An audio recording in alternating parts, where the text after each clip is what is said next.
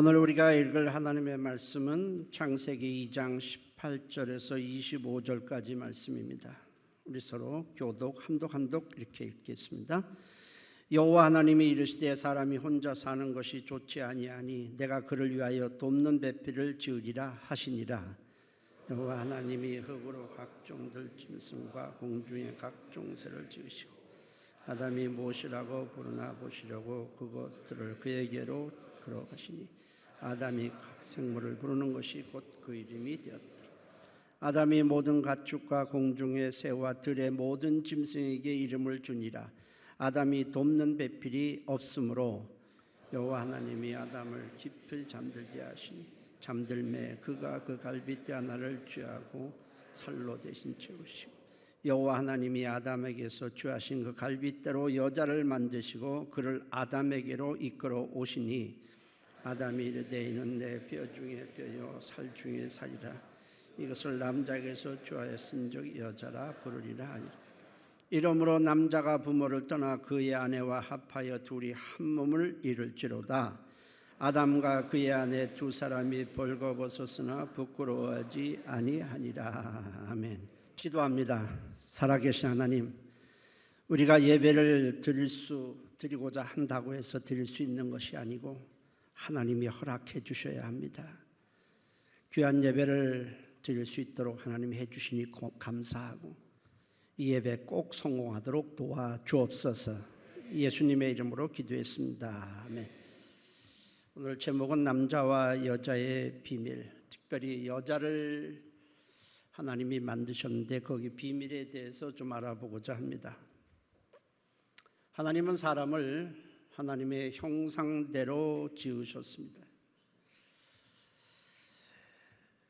이는 외모가 닮았다는 뜻은 아닙니다. 하나님은 영이시기에 우리처럼 외모가 없습니다.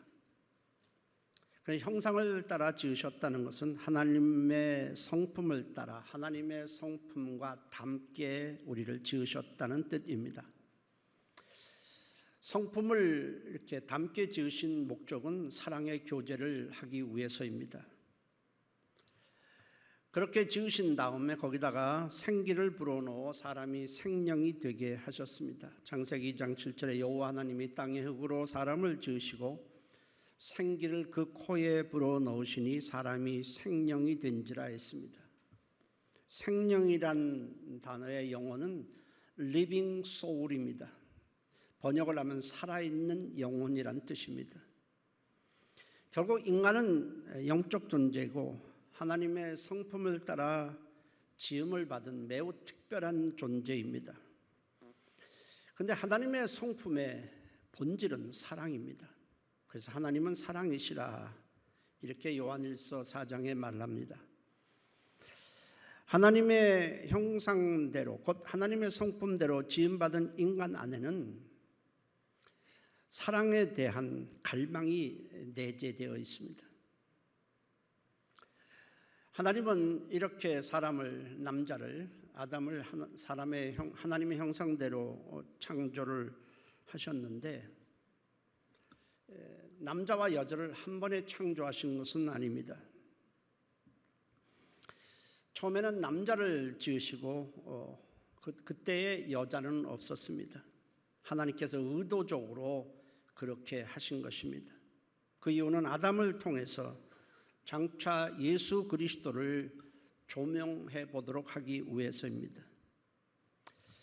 사실 아담은 장차 오실 예수 그리스도의 모형입니다. 로마서 5장 14절에 아담은 오실 자의 모형이라 했습니다. 그러므로 우리는 아담을 통해서 예수 그리스도를 바라보아야 하는 것입니다. 여자는 매우 특별한 과정을 거쳐서 만들어지도록 하나님이 설계하셨습니다. 여자는 남자 안에 깊이 숨겨져 있는 비밀이었습니다. 아담의 입장에서 한번 생각해 보면 아담은 창조되었을 때 자기 혼자였습니다. 지구상에 자기 외에 사람이라고는 한 사람도 없었습니다. 아담은 갈수록 미칠 것 같았습니다. 외롭다는 초원을 넘어서 견딜 수 없을 만큼 괴로웠습니다. 그 이유는 아담의 내면에, 혼자이기도 했지만 아담의 내면에 하나님의 주신 성품인 사랑이 내재되어 있었기 때문입니다. 아담은 하나님이 주신 사랑의 성품을 갖고 있었지만 사랑의 대상이 없었습니다. 짝이 없는 것입니다. 이런 아담의 마음을 하나님은 아시고 이렇게 말씀을 하셨습니다. 창세기 2장 18절에 여호와 하나님이 이르시되 사람이 혼자 사는 것이 좋지 아니하니 내가 그를 위하여 돕는 배필을 지으리라 하시니라 했습니다. 하나님은 만물을 창조하시면서 매번 보시기에 좋았더라, 보시기에 좋았더라 이렇게 말씀을 하셨습니다. 그만큼 하나님의 창조는 완벽했고 하나님의 마음에 흡족했습니다. 그런데 하나님이 창조한 것 중에 좋지 않은 것이 있었습니다. 그것은 하나님께서 가장 관심을 갖고 심려를 기울여 만든 사람에 대해서입니다. 그러나 거기에는 하나님의 숨은 의도가 있었습니다. 하나님은 어느 날 아담에게 모든 새와 동물들을 이끌고 오셔서는 아담으로 하여금 모든 동물과 새의 이름을 짓도록 하셨습니다. 창세기 2장 19절 20절에 여호와 하나님이 흙으로 각종 들짐승과 공중의 각종 새를 지으시고 아담이 무엇이라고 부르나 보시려고 그것들을 그에게로 이끌어 가시니 아담이 각 생물을 부르는 것이 곧 그의 이름이 되었더라. 아담이 모든 가축과 공중의 새와 들의 모든 짐승에게 이름을 주니라 했습니다. 아담이 그 많은 새들과 각종 짐승들의 이름을 지을 수 있었던 것은 하나님께서 탁월한 지혜를 주셨기 때문에 가능했습니다. 우리가 사람의 이름을 몇 사람을 지어봐도 참 힘든데 그 많은 동물, 새 이름을 다 지었다는 것은 하나님이 처음에 아담을 지으실 때 놀라운 지혜를 주셨다는 사실을 알 수 있습니다. 그런데 하나님께서 이끌고 나오는 모든 동물들을 보면서 아담은 속에서부터 끓어오르는 열정, 사랑의 열정을 주체할 수가 없었습니다. 모든 동물은 예외 없이 모두 암수 쌍쌍으로 되어 있습니다. 수컷이 있으면 암컷이 있고 암컷이 있으면 옆에 수컷이 있었습니다. 하나님은 만물을 지을 때 사람 외에 모든 생물은 처음부터 수컷과 암컷을 함께 지으셨습니다. 그런데 아담에게는 사랑을 나눌 대상은 어디에도 없었습니다. 아담은 시간이 갈수록 자신이 혼자라는 것, 짝이 없다는 것, 옆구리가 허전하다는 것을 뼈저리게 느끼기 시작을 합니다. 생각을 한번 해보십시오.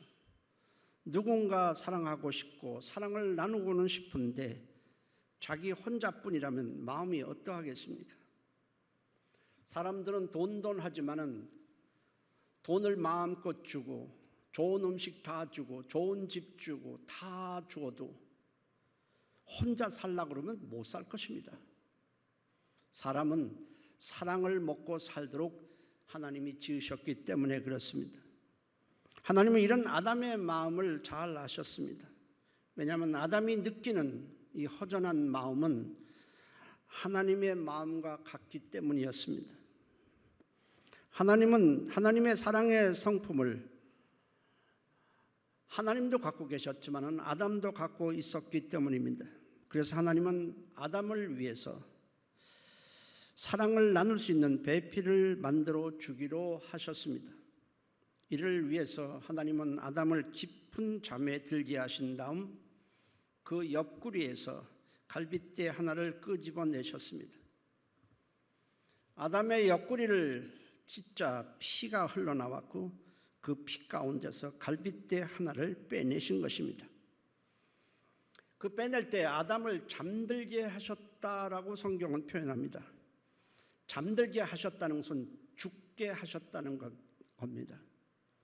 표현은 잠이지만 실제는 죽음입니다. 아담이 잠든 것이 아니라 죽었다는 것은 성경에 나타난 수많은 신뢰를 통해서도 충분히 알 수 있습니다. 예수님은 회당장 야이로의 딸이 죽었을 때에 이 아이가 죽은 것이 아니라 잔다고 하셨습니다. 마가복음 5장 39절 40절에 너희가 어찌하여 떠들며 우느냐, 이 아이가 죽은 것이 아니라 잔다 하시니 그들이 비웃더라 했습니다. 예수님은 잔다 그랬고 사람들은 죽었다라고 했는데 예수님은 잔다고 하셨습니다. 나사로가 죽었을 때도 마찬가지입니다. 사람들은 이미 장례를 끝낸 상태입니다. 그런데도 주님은 잔다, 나사로가, 내 친구 나사로가 잔다라고 말씀을 하셨습니다. 요한복음 11장 11절에 이 말씀을 하시니 또 이르시되 우리 친구 나사로가 잠들었도다. 그러나 내가 깨우러 가노라 했습니다. 야이로 딸과 나사로를 모두 예수님은 잠들었다고 말씀을 하셨지만 사람들의 눈에는 죽은 것이 분명합니다. 숨도 쉬지 않고 심장박동도 뛰지 않습니다. 몸도 다 차졌습니다. 당연히 죽은 것입니다. 그런데도 주님이 잠들었다고 하신 것은 주님이 다시 살리시겠다, 깨어날 것이기 때문에 그렇게 말씀을 하신 것입니다. 하나님의 입장에서 볼 때 아담은 죽었지만 하나님이 다시 살릴 것이기 때문에 마치 잠에서 깨어나듯 살릴 것이기 때문에 주님은 죽었다고 말씀하지 않고 성경은 잔다라고 표현한 것입니다. 성경은 예수를 믿고 죽은 자들에 대해서도 잠잔다라고 표현합니다. 우리가 육체가 죽었지만은 성경은 우리로 하여금 잔다 이렇게 표현하고 있습니다. 이것도 같은 맥락입니다. 주님이 천사들의 나팔소리와 함께 이 땅에 재림하실 때에 예수를 믿는 자들은 주님이 재림하실 때 다시 일어나서 주님을 영접한 후에 천국에서 영원히 살 것이기 때문입니다. 고린도전서 15장 51절에도 보라 내가 너에게 비밀을 말하노니 우리가 다 잠잘 것이 아니요 마지막 나팔에 순식간에 호련히 다 변화되리라 했습니다. 아담은 분명히 죽었지만은 하나님은 다시 살리실 계획을 갖고 계셨기 때문에 잠들게 하셨다라고 말씀을 하신 것입니다. 아담이 죽어 있는 동안에 옆구리에서 뭔가가 빠져나갔습니다. 물론 아담은 모릅니다. 갈빗대 하나가 빠져나간 것입니다. 그리고 하나님은 다시 그 옆구리를 잘 꼬매셨겠죠. 그러고 나서는 하나님은 아담을 살리셨습니다. 아담이 깨어나 보니까 어떤 사람이 자기 앞에 서 있습니다. 얼마나 놀랐겠습니까? 지금까지 사람이라고는 자기 혼자밖에 없었는데 자기가 잠자는 것 같이 이렇게 한참 거의 죽은 거지만은 그 상태로 있다가 다시 깨어나 보니까 어떤 사람이 자기 앞에 있습니다. 근데 아담은 그 존재를 보자마자 이는 내 뼈 중에 뼈요 내 살 중에 살이로다 했습니다. 그리고 그 사람을 여자라고 명명을 했습니다. 그런데 그들은 서로 상대방을 보니까 같은 모양을 하고 있습니다. 두 손, 두 발, 키, 얼굴이 같습니다. 마음이 통하고 감정이 통하고 놀랍게도 언어가 통합니다. 차이점은 한 사람은 남자고 한 사람은 여자라는 것뿐입니다. 서로에게 상대는 너무나 매력적이었습니다. 두 사람은 보자마자 사랑에 깊이 빠졌습니다. 그들이 사랑을 하게 된 것은 교육을 통해서 된 것이 아니라 보는 순간 그들 안에 내재되어 있는 사랑이 밖으로 표출된 것입니다. 하나님은 두 사람이 서로 합하여 이제 하나가 되라고 말씀을 하십니다. 창세기 2장 24절에 이러므로 남자가 부모를 떠나 그의 아내와 합하여 둘이 한 몸을 이룰지로다 했습니다. 하와는 아담 속에 있던 것이 밖으로 나와서 만들어진 존재로 아담과 동일한 생명을 가졌습니다. 하나가 둘이 되었고 똑같은 생명을 가졌습니다. 하나님은 아담은 하나님이 직접 창조하셨지만은 하와는 아담을 통해서 지음을 받았습니다. 하와는 처음부터 남자 속에 오랫동안 감추어져 있던, 숨겨져 있던 비밀이었습니다. 하나님은 자신의 생명을 준 아담 하나를 지었지만은 아담을 통해서 하나님의 생명을 가진 자가 둘로 늘어나게 되었습니다. 그리고 두 사람이 결혼해서 하나님의 성품과 하나님의 생명을 가진 자들이 많아지도록 하셨습니다. 이것이 바로 하나님의 뜻인 것입니다. 그러나 아담과 하와가 범죄한 후에 처음 주신 거룩하신 하나님의 성품이 변질이 되었습니다. 깨져버린 것입니다. 뿐만 아니라 처음에는 하나님의 생명을 주었는데 죄를 범한 후에 하나님의 생명을 상실한 자들이 세상에 태어나게 되었습니다. 로마서 5장 12절에 이러므로 한 사람으로 말미암아 죄가 세상에 들어오고 죄로 말미암아 사망이 들어왔나니 이와 같이 모든 사람이 죄를 지었으므로 사망이 모든 사람에게 이르렀느니라 했습니다.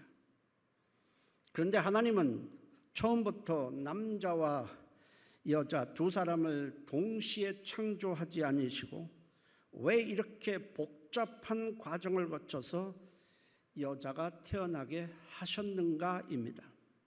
특별히 아담의 죽음을 통해서 하와가 태어나게 하셨습니다.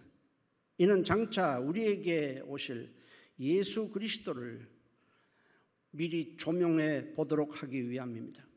예수 그리스도와 우리와의 관계를 미리 조명해 보도록 그렇게 하신 것입니다. 아담과 하와 속에 숨겨져 있던 비밀이 예수 그리스도가 오심으로 그 실체가 드러났습니다.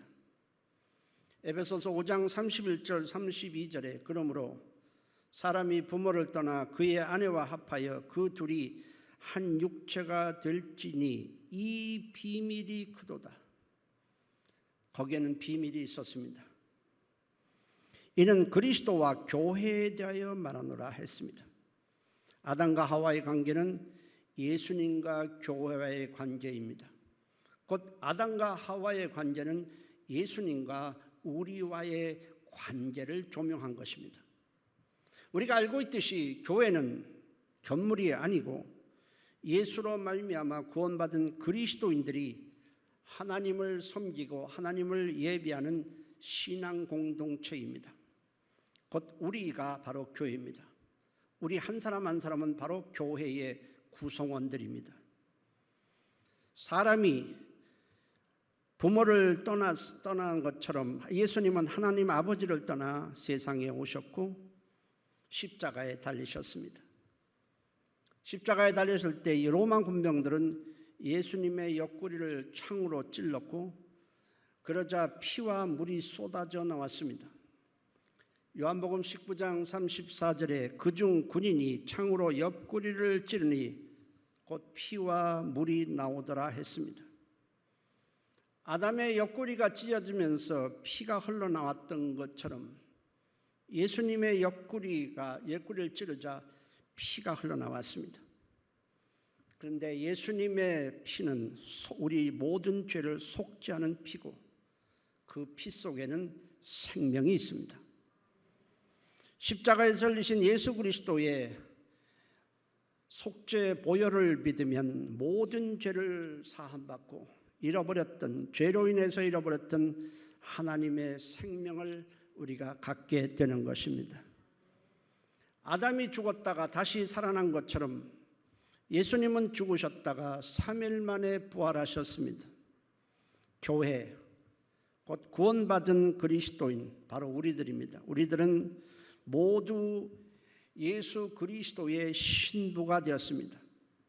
그리고 예수님과 동일한 생명을 소유하고 있습니다. 이 생명은 천국에서 영원히 죽지 않고 살 수 있는 생명인 것입니다. 요한복음 11장 25절 26절에 예수께서 이르시되 나는 부활이요 생명이니 나를 믿는 자는 죽어도 살겠고 무릇 살아서 나를 믿는 자는 영원히 죽지 아니하리라 했습니다. 아담과 하와에서 일어난 일은 장차 하나님의 아들에게서 일어날 일에 대한 예표였습니다. 하나님은 아들의 죽으심을 통해서 그리스도의 신부가 될 자들이 태어나게 하셨습니다. 이를 아담과 하와의 관계를 통해서 미리 조명하도록 하신 것입니다. 하와가 아담 안에 감춰져 있었던 비밀인 것처럼 성도는, 그리스도인은 오랫동안 예수 그리스도 안에 숨겨져 있던 비밀이었습니다. 우리는 바로 예수 안에 숨겨져 있었던 비밀입니다. 아담의 피 흘림을 통해 아담 안에 숨겨져 있던 여자가 생겨난 것처럼 예수 그리스도의 피 흘리심을 통해 영원전부터 그리스도 안에 감춰져 있던 우리가 그리스도인이 때가 되자 태어난 것입니다. 그러므로 그리스도인은 어쩌다가 우연히 옆집에서 누가 이사 와서 길 가다가 누가 복음을 전해서 이렇게 우연히 예수를 믿고 생명을 얻은 자들이 아니라 창세전부터 곧 영원전부터 우리는 그리스도 안에 감춰져 있다가 하나님이 정하신 때가 되어 예수 그리스도의 죽으심을 통해서 우리는 만들어진 새로운 피조물인 것입니다.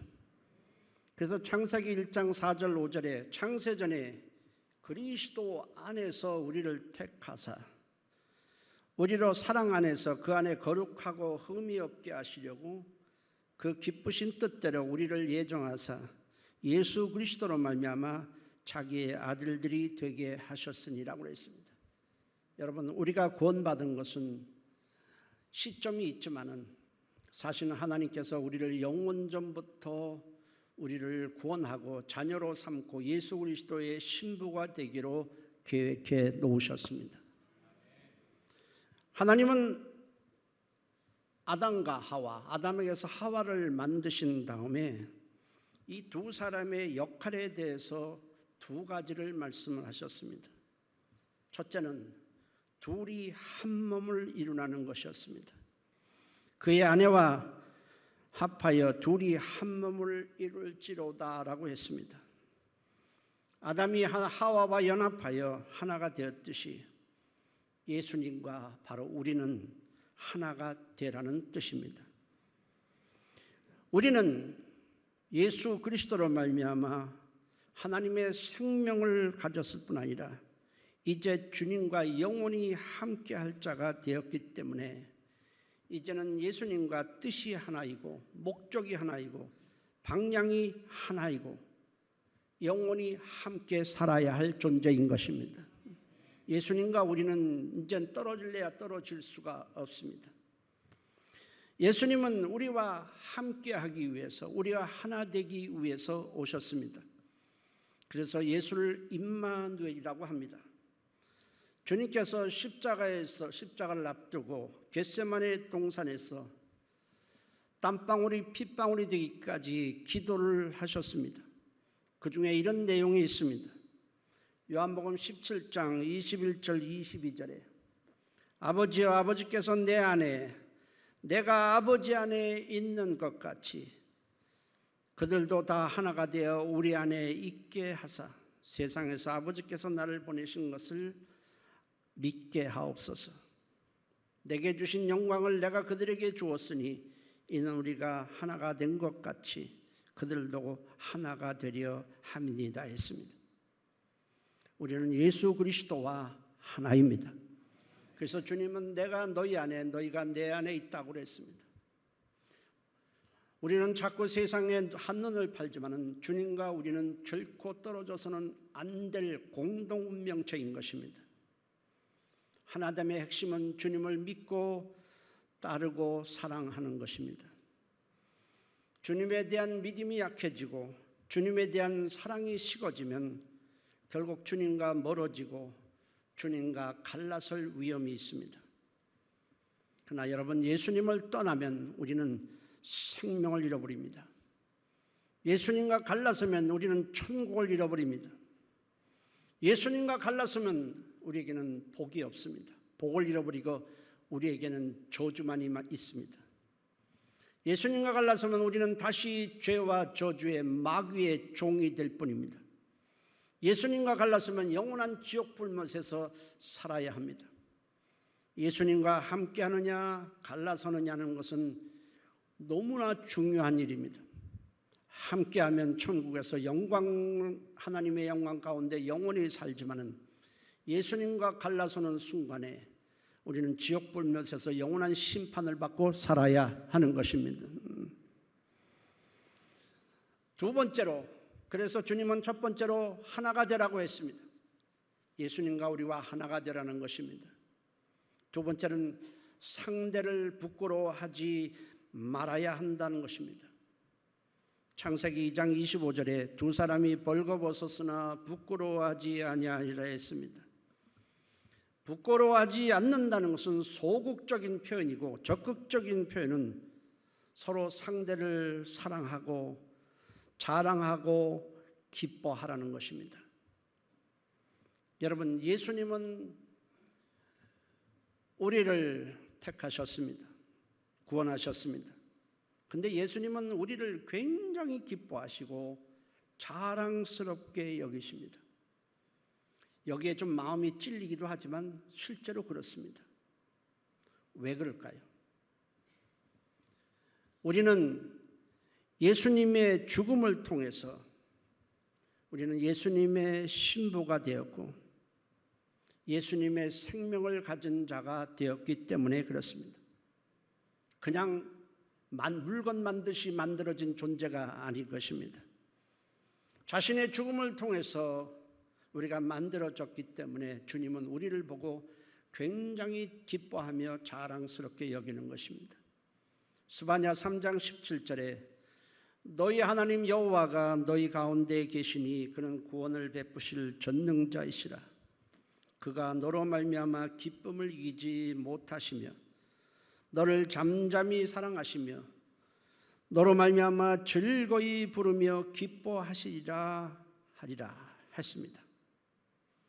여러분, 아담이 죄를 범한 후에 하나님은 여자가 자식을 낳을 때 해산의 고통을 겪도록 하셨습니다. 이것은 징벌 차원이 아닙니다. 징계 차원으로 그렇게 하신 것이 아니라 해산의 고통을 겪게 하심을 통해서 우리가 예수님의 죽으심을 통해서 우리가 하나님의 자녀가 되고 구원받는다는 것을 깨닫도록 하기 위해서였습니다. 여러분, 여자가 아이를 낳을 때 해산의 고통을 하게 됩니다. 어쩌면 죽음과 근접한 해산의 고통을 하게 됩니다. 해산의 고통을 통해서 태어난 아기는 굉장히 예쁘고 자랑스럽습니다. 아이가 얼굴이 잘생겨서 그런 것은 아닙니다. 아이가 우는 소리가 특별히 이쁘기 때문도 아닙니다. 외모가 잘나서도 아닙니다. 아이가 무엇을 한 것이 없는데도 여자는 자기가 해산의 고통을 통해서 거의 죽음에 가까운 해산의 고통을 통해서 아이를 낳았을 때 그 아이를 굉장히 자랑스럽고 기뻐하게 됩니다. 아무것도 한 것이 없는데 그 예쁜 것은 해산의 고통을 통해서 아이가 태어났을 뿐 아니라 자신과 똑같은 생명을 가졌기 때문입니다. 하나님도 마찬가지입니다. 예수님도 우리를 기뻐하시는 이유는 그렇습니다. 예수님이 자신이 십자가에서 몸짓고 피 흘려 죽으심을 통해서 우리가 그의 자녀와 하나님의 자녀로 만들어졌기 때문에 우리가 무엇을 한 것이 없어도 하나님은 우리를 보시며 기뻐하시고 좋아하시고 자랑스럽게 여기시는 것입니다. 우리를 볼 때마다 하나님은 기뻐하시는 것입니다. 그런데 우리는 죽음을 통해서 우리를 하나님의 자녀가 되게 하신 예수님을 얼마나 좋아하고 사랑하고 기뻐하고 있습니까? 자랑하긴커녕 혹시 부끄러워하고 있지는 않습니까? 좀 가진 자들 앞에서, 좀 권력을 가진 자들 앞에서 내가 예수 믿는 것을 숨기고 있지는 않습니까? 그러나 우리는 십자가에서 우리를 구원하신 그 예수님을 기뻐하고 자랑하고 좋아하고 사랑해야 합니다. 그럴 때 하나님은 영광을 받으시는 것입니다. 바울은 이렇게 말했습니다. 로마서 1장 16절에 내가 복음을 부끄러워하지 아니하나니. 복음이란 게 뭐겠습니까? 예수입니다. 이 복음은, 이 예수는 모든 믿는 자에게 구원을 주시는 하나님의 능력이 됨이라 했습니다. 바울은 어디를 가든지 자랑하고 싶은 것은 단 하나밖에 없었습니다. 그가 자랑하고 싶은 것은 학문도 아닙니다. 그가 자랑하고 싶은 것은 재물도 아닙니다. 그에게는 자랑할 것이 오직 한 분, 예수 그리스도였습니다. 어디 가서나 예수님을 자랑하고 싶어서 미칠 것 같았습니다. 어떤 사람을 보기만 해도 예수 그리스도를 자랑하고 싶어서 견딜 수가 없었습니다. 그 예수님을 자랑함으로 오늘 우리까지 이렇게 구원을 받게 된 것입니다. 우리가 예수님을 좋아하고 예수님을 사랑하고 예수님을 자랑할 때 하나님은 너무너무 행복해하는 겁니다. 여러분들도 자식을 키워보지 않습니까? 자식이 부모를 좋아하고 가까이 할 때 얼마나 기쁘겠습니까? 어디 가서도 우리 부모, 우리 엄마, 우리 아빠 하면 얼마나 기분이 좋아요. 반대가 되면 어떡합니까? 우리 엄마를 부끄러워하고 우리 아빠를 부끄러워한다고 한번 생각을 해보십시오. 우리가 하나님의 자녀가 된 것은 그 아들이 수치와 모욕을 당하고 채찍에 맞고 창에 찔려 죽임을 당해서 만들어졌기 때문입니다. 예수님을 사랑할 뿐 아니라 예수님이 우리의 자랑이 되고 소망이 되고 기쁨이 되시기를 주의 이름으로 축복합니다. 기도합니다. 하나님, 내가 예수를 참 부끄러워하고 자랑하지 못하고 살았습니다. 우리의 자랑은 예수님이 되어야 합니다. 나를 살리시고 생명을 주신 그 예수님 사랑하고 좋아합니다. 예수님 사랑합니다. 이제부터 예수님이 나의 기쁨이 되고 힘이 되고 자랑이 되게 도와주옵소서. 다 같이 한 목소리로 기도합니다. 살아계신 하나님 고맙습니다. 하나님, 우리의 자랑이 뭐겠습니까? 우리가 무엇을 자랑하겠습니까? 돈을 번 것 자랑하겠습니까? 많이 배운 것 자랑하겠습니까? 우리의 자랑, 하나님 예수가 되게 도와주옵소서. 주님은 우리를 너무너무나 좋아하고 기뻐하시고 즐거워하십니다. 우리도 주님이 즐겁고 주님이 사랑스럽고 주님이 우리의 자랑 소망이 되게 하여 주시옵소서. 하나님 고맙습니다. 우리를 지으실 때에 물건처럼 지은 것은 아닙니다. 우리가 어떻게 구원받았는지를 다시 한번 돌아보게 도와주옵소서. 예수 이름으로 기도했습니다. 아멘. 살아계신 하나님께서 우리를 자녀로 삼으신 것은 물건 만들듯이 만드는 것은 아닙니다. 그 아들이의 십자가의 죽으심을 통해 피 흘림을 통해 우리가 만들어졌습니다. 그리고 주님은 우리를 너무나 자랑스러워하고 즐거워하십니다. 우리가 이제 예수의 그리스도의 신부가 되어서 예수님과 하나가 되었으니 우리도 예수님을 부끄러워하지 아니하고 자랑스럽게 여기고 기뻐하고 사랑하게 도와주옵소서. 예수를 자랑하고 싶은 마음이 우리 속에서 막 일어나게 도와주옵소서. 우리가 돈을 번 것을 자랑하겠습니까? 아니면 세상에서 뭐 조금 지위에 오르는 것을 자랑하겠습니까? 우리의 평생 자랑, 기쁨이 예수님이 되게 도와 주옵소서. 예수 그리스도의 이름으로 기도합니다. 아멘.